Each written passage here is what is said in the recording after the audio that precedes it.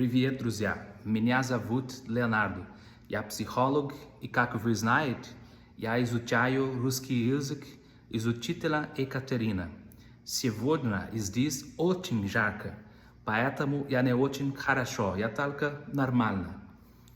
Bem, se você quer entender o que eu falei ou tentei falar aqui em russo, ou mesmo se você deseja aprender russo ou melhorar o seu nível de russo, por qualquer razão que seja, eu recomendo que você entre em contato com a professora Ekaterina, que é a minha professora de russo, que além de aulas particulares e individuais, ela tem outros formatos de aula e outros materiais para quem deseja aprender russo. Então, se você tem curiosidade pelo idioma, gostaria de aprender, entre em contato com ela, que ela vai te passar todas as informações. Agora, tão importante quanto isso é a gente pensar sobre o efeito, a relevância da exposição e do enfrentamento, não só para quem deseja aprender um segundo ou um terceiro idioma, mas para a nossa vida em geral.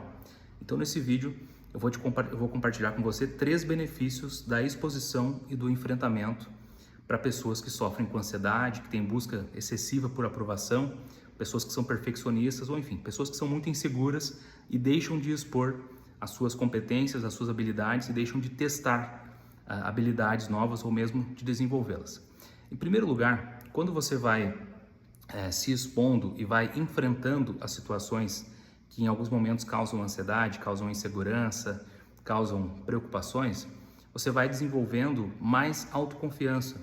Alguns autores chamam inclusive de autoeficácia, uma parte da autoestima que está relacionada com a crença realista, com o pensamento, com a visão que você tem de ser capaz de enfrentar as adversidades e de modificar a sua vida da forma que você deseja.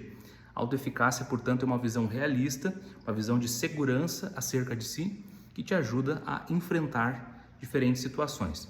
Há uma discussão sobre o quanto a autoeficácia de fato tem relação com a autoestima ou não, não é o objetivo desse vídeo entrar nesse mérito, mas fato é que, sendo o nome de autoeficácia ou qualquer outro termo, quando você se sente seguro, confiante e tem uma visão realista sobre a sua capacidade de enfrentar adversidades e desenvolver as suas habilidades, você tem um ganho emocional e um ganho, inclusive, de comportamentos para a sua vida.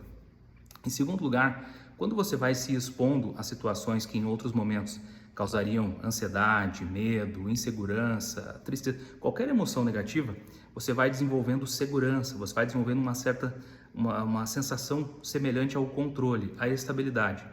Você vai desenvolvendo o que é chamado de forma técnica na terapia cognitivo-comportamental de dessensibilização sistemática, ou seja, à medida que você vai se expondo repetidamente àquela situação, você vai dessensibilizando a reação do seu corpo diante daquela situação. Você passa a ficar mais autoconfiante, você passa a ter mais domínio sobre as suas reações fisiológicas diante daquela situação. E em terceiro lugar, um elemento muito importante da terapia cognitivo-comportamental é justamente a reestruturação cognitiva. O que é isso?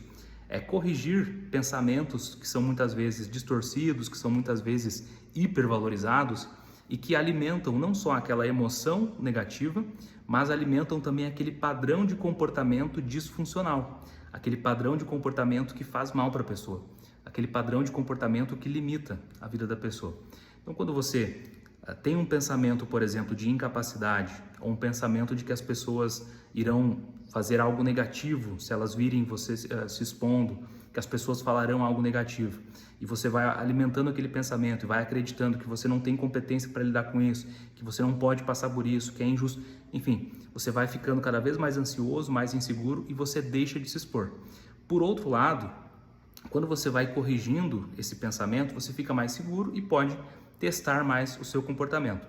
E qual é uma das formas, entre outras formas, claro, não vou me estender muito aqui nesse vídeo, mas uma das formas que a gente poderia pensar sobre como corrigir um pensamento é através de um exame de evidências.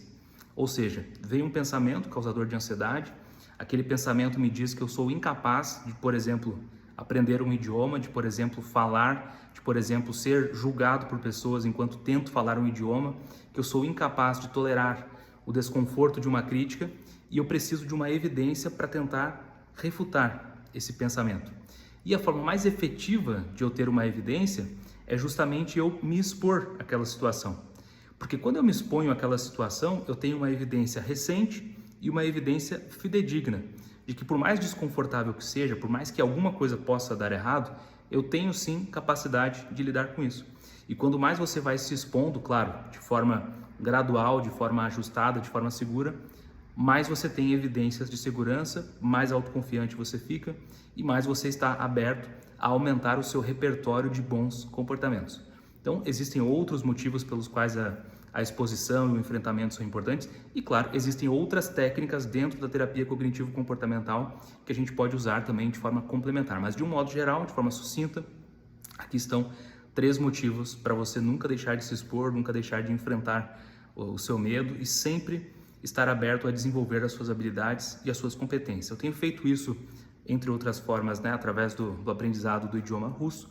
Tenho gostado muito da experiência e se você gostaria de aprender novamente, entre em contato com a professora Ekaterina, porque as aulas dela, além de muito relevantes tecnicamente, também são muito divertidas. Pacá, pacá.